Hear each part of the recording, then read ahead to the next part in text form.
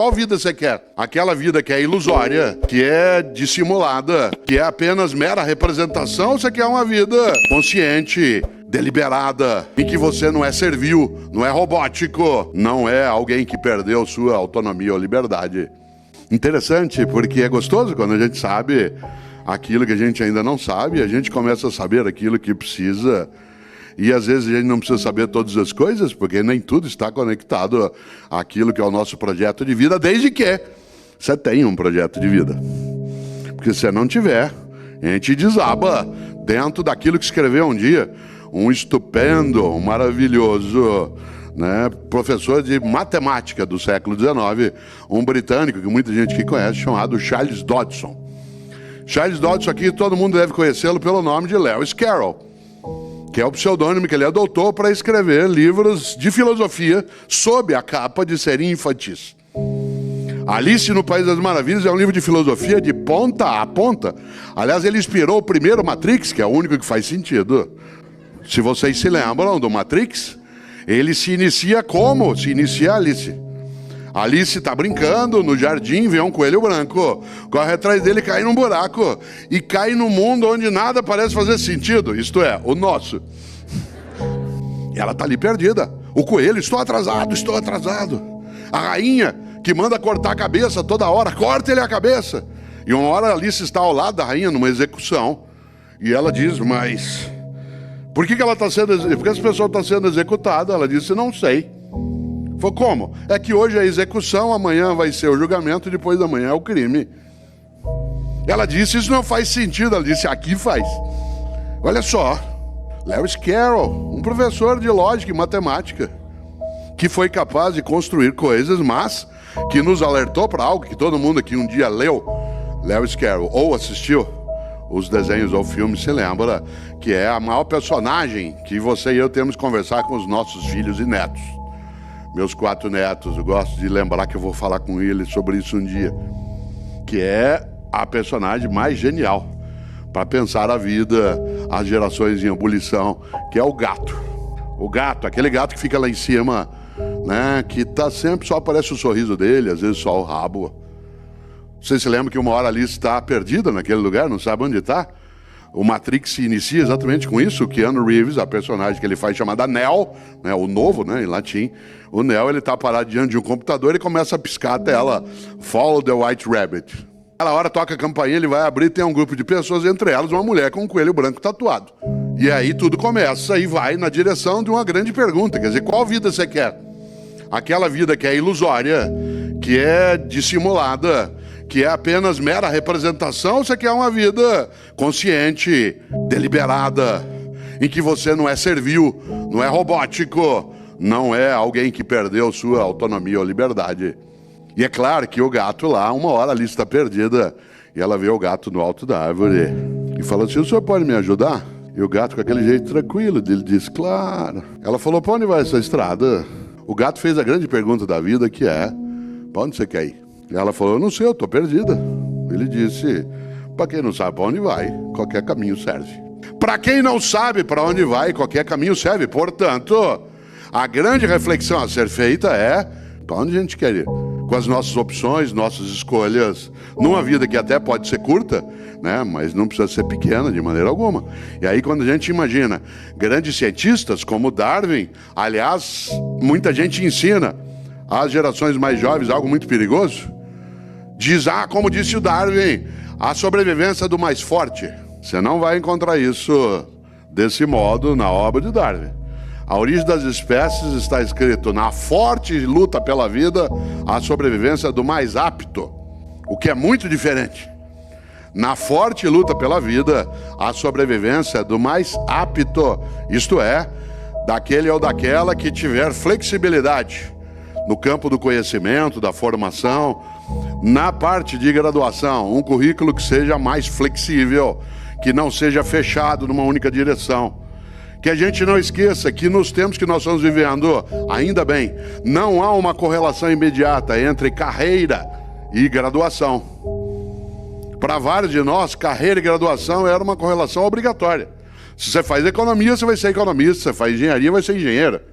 Nós temos hoje uma abertura de possibilidades no mundo do trabalho que permite que alguém que faça economia possa depois estar numa atividade de consultoria, ou abrir, né, um restaurante, ou estar numa atividade de convivência na mídia. E eu sou da área de filosofia. Vocês imaginem o número de atividades que eu tenho. Além de professor e escritor, eu também sou comentarista de rádio, de televisão, faço consultoria, né, eventualmente sou capaz, né, até de opinar sobre coisas que eu não entendo, né, o que é um valor alto. Coisa boa. Por que eu estou dizendo isso? Porque nós não podemos, de maneira alguma, num mundo onde as coisas estão em ebulição, em grande alteração, admitir uma crença perigosa de que a nova geração pronta nasceu e que ela se contenta, e nós também, em ser atingida por algo que eu lembrava antes, que é a síndrome do possível. Humildade. Sócrates foi conhecido, e o é, por dizer um dia uma frase que parece tola, e ela é plena de sabedoria, quando Sócrates dizia: só sei que nada sei. Quando Sócrates dizia só sei que nada sei, ele não estava querendo dizer que ele nada sabia de verdade. Isso seria estranho em alguém que era considerado o mais sábio dos atenienses no século V a.C. Quando Sócrates dizia só sei que nada sei, ele não estava fingindo humildade. Ele estava querendo dizer: só sei que nada sei por inteiro, só sei que nada sei por completo, só sei que nada sei que só eu saiba, só sei que nada sei que a outra pessoa não saiba, só sei que nada sei que um dia eu não possa vir a saber. Sócrates estava expressando o princípio da superação, da inovação e da transformação, que é a humildade intelectual, isto é, a capacidade de saber que não sabe todas as coisas. Por isso, eu quero terminar lembrando algo, com a minha emoção de encontrar mais de 2.000 pessoas nessa noite que têm uma intenção, que também tenho eu, ficarmos idosos sem envelhecer, em qualquer idade, sendo capazes, claro, de acompanhar as mudanças, mas sem ser capturada ou capturado por um mudancismo que coloca você e a mim numa rota de mudança o tempo todo só por ela. Lembrando uma ideia de um homem que é antigo, mas não é velho, chamado Beda. Não é Breda, é Beda. O grande pensador britânico do século VIII, ele dizia: há 3 caminhos para o fracasso. 3 caminhos para o fracasso. Primeiro, não ensinar o que se sabe. Segundo, não praticar o que se ensina. E terceiro, não perguntar o que se ignora. Digo de novo: há 3 caminhos para o fracasso: não ensinar o que se sabe, não praticar o que se ensina e não perguntar o que se ignora. Vamos inverter nesse teu minuto final. Há 3 caminhos para o sucesso: é ensinar o que se sabe, isto é, generosidade mental. Segundo, praticar o que se ensina, ou seja, coerência ética. Terceiro, perguntar o que se ignora, isto é, humildade intelectual. Essas são 3 trilhas virtuosas para o sucesso. Exigem coragem para que a sorte possa ser aproveitada. São essas 3 que marcam nossa possibilidade de não envelhecermos a cabeça, a prática, a percepção. Ou seja, generosidade mental, coerência ética e humildade intelectual. Só sei que nada sei não significa que eu nada saiba, só significa que eu nada sei por inteiro e por completo. E só quem sabe que ainda não está pronto é capaz de ter uma insatisfação positiva e melhorar aquilo que é e deseja. Por isso, numa noite como hoje, eu fico absolutamente animado de encontrar tanta gente que comigo sabe que só sabemos que não sabemos. Milor Fernandes, maravilhoso carioca, nascido no Meier, que infelizmente morreu, né, em 2012, com 88 anos de idade. Milor tem várias ideias magníficas. Eu quero dizer 3 delas, que eu acho que nessas gerações que estão em ebulição, a principal marca será nós nos questionarmos, e a eles qual é o propósito. Naquilo que vai fazer, seja o que fizer, vai fazer o teu melhor. ou quer abraçar o pantanoso terreno da mediocridade. Milor, quando tinha 80 anos de idade, dizia algo que serve para você e para mim. Ele dizia, ele morreu com 88, ele dizia: atenção, moçada, isso com 80 anos. Atenção, moçada, quando eu tiver 88 anos, eu quero dizer algo para vocês não esquecerem. Ele não imaginava que ia morrer com 88. Milor dizia: atenção, moçada, quando eu disser no meu tempo, eu quero dizer daqui a 10 anos. Olha só, aos 80 anos de idade ele dizia isso. Atenção, moçada, quando eu disser no meu tempo, eu quero dizer daqui a 10 anos. Mas Milor também dizia algo que serve. É interessante que a gente seja capaz de pensar naquilo que Milor também lembrava ao afirmar: se você não tem dúvidas, é porque está mal informado. Se você não tem dúvidas, é porque está mal informado. Cuidado, nós estamos vivendo uma geração mais jovem de idade que acha que não tem dúvida. E está plena de dúvidas. Tanto que a filosofia voltou com força. No cotidiano, boa parte do meu público de leitores ou de pessoas que procuram palestras tem menos de 18 anos de idade. Porque há uma angústia em relação a caminhos, trajetórias. Mas uma parte acha que não tem dúvida, faz uma leitura apressada. Nós hoje vivemos sim movimentos de agressividade muito grande por conta de uma magnífica tecnologia que também serve para relações superficiais e imediatistas. Por exemplo, há 30 anos, se você quisesse falar comigo, que não fosse por fone, você me mandava uma carta, dizendo: ó, você é um péssimo professor, eu li aquele teu livro, Filosofia, e nós com isso, aquilo é uma porcaria, mera autoajuda. Meu sangue ia subir. Eu ia responder, mas na hora de eu responder, eu tinha que pegar e escrever uma carta. Filha da puta, certo? De maneira amorosa, no ponto de partida.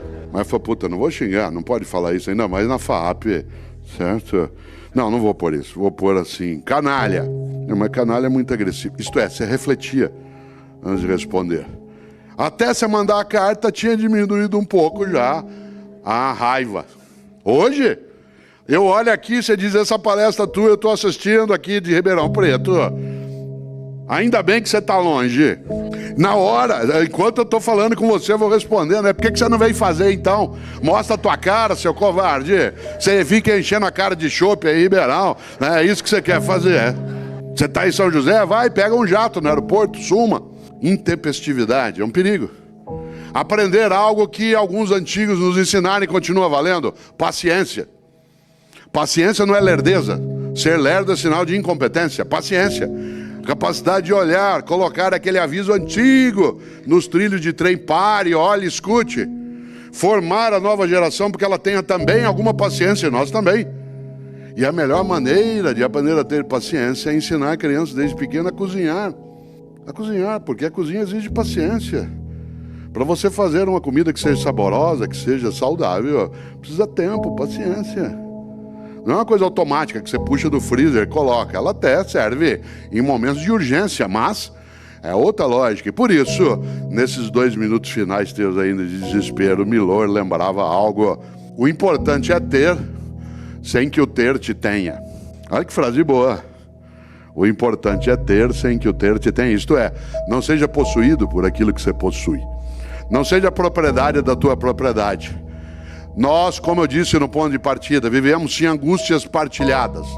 Há gerações com menos idade, que são nossas contemporâneas, têm dúvidas, desespero, certezas exageradas, mas tem também sentido de urgência em várias situações, capacidade de conectividade, de colaboração, de uma formação que admita, o uso também de uma tecnologia para uma proximidade maior, que continuam com os mesmos amigos de escola, ao contrário da geração anterior e a outra que se apartou. Mas as novas tecnologias permitiram esse contato com os seus colegas que ficaram no fundamental, ou até para quem já terminou o médio. Poucos de nós, com mais de 50 anos, ainda temos nossos amigos de escola, porque foi se distanciando. A tecnologia permitiu, mas ela permite também a superficialidade. Por isso, tempos maravilhosos.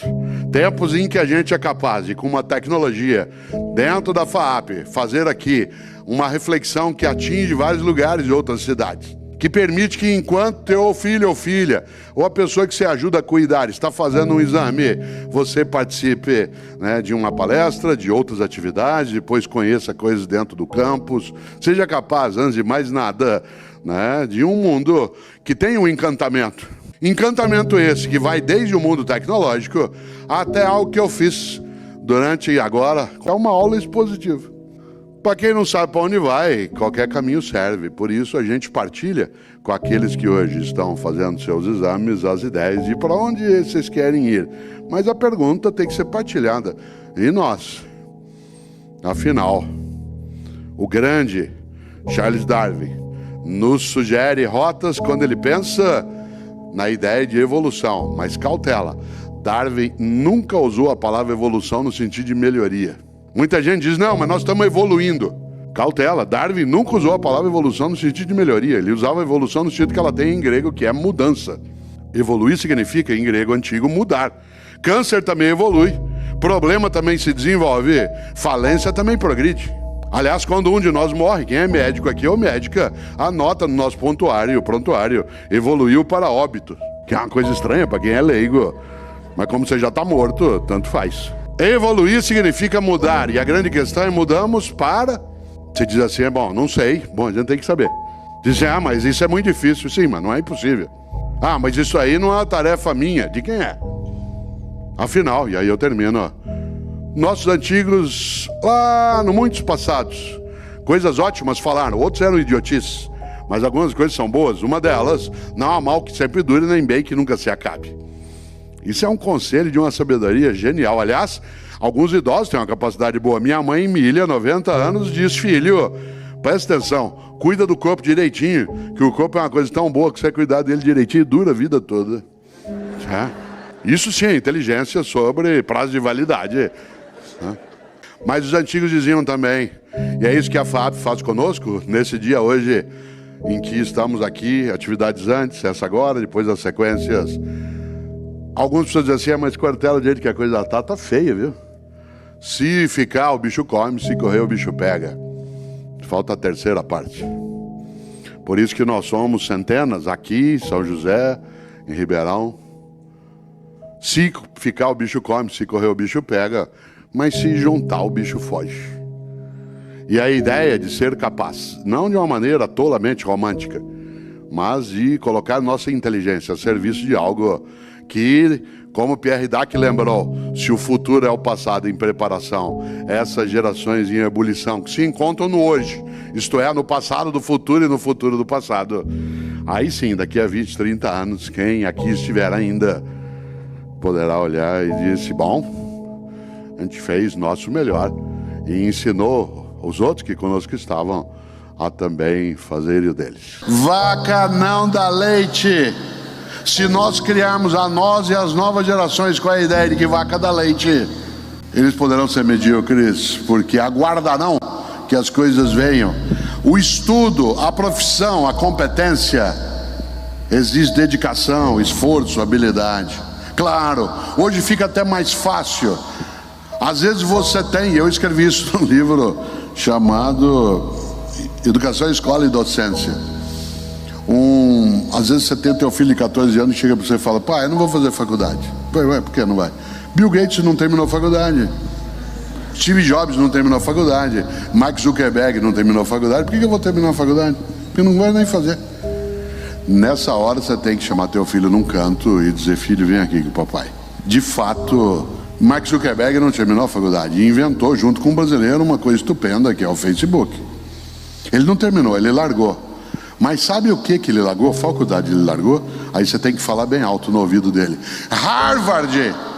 Ele largou Harvard, que é a melhor universidade do mundo. 1 ano em Harvard equivale a 30 numa unisquina qualquer. Então papai concorda com você. Você quer fazer como Bill Gates, como Zuckerberg, faço com você um trato sem volta, tá bom? Concordo com você, parabéns. Primeiro você entra em Harvard, depois você larga. Porque se você vai fazer como eles, faça como eles. Essa perspectiva é exatamente para impedir que as novas gerações e nós, que temos mais idade, caiamos exatamente nessa armadilha que é, tudo bem, dá pro gasto. Cautela. A mediocridade na vida, no afeto, na relação, ela é muito reduzida do possível, que é um perigo.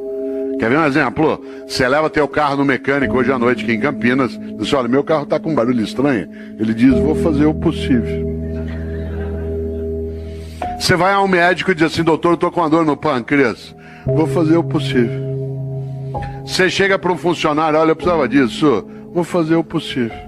Você desanima.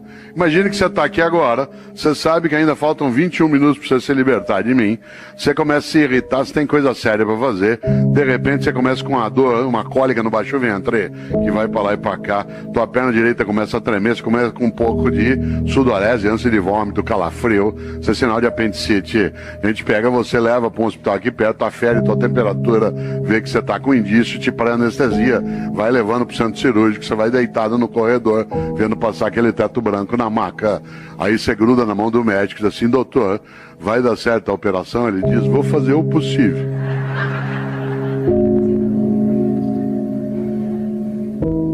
Você quer ficar ali mesmo?